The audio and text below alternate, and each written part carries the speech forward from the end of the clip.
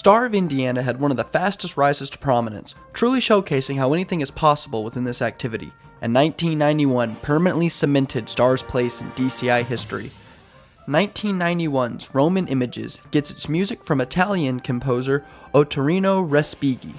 In the 20th century, Respighi wrote a series of orchestral tone poems that became known as the Roman Trilogy. Star plays the entirety of the third piece, Roman Festivals, with the first movement of Pines of Rome being used as well. Themed off of ancient Rome, each movement takes a different look at Rome and the activities within it, such as gladiators battling in an arena, pilgrims awing in wonder of the city, the annual fall harvest, and the last of song and dance. This is showcased within the flags and uniforms within the core. The show and its source material is also full of Christian imagery. The front ensemble has church bells within it, and within the second movement, the core spells out the Greek letters for Christ, as well as fish. The show also features something new to the time.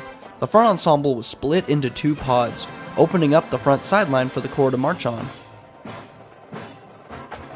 But of course, we can't talk about 91 without mentioning the absolute legendary drill riding of the late George Zingali, and none stands out more than the cross to cross.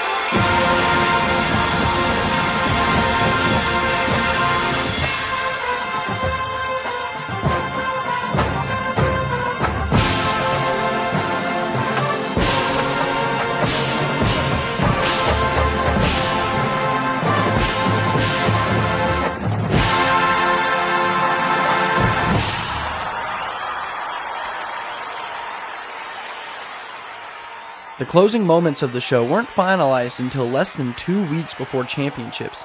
Zingali, unhappy with previous closers, rewrote it on the spot. Nothing was written down and the whole thing was learned that day. The color guard had giant flags that were meant to resemble stained glass windows.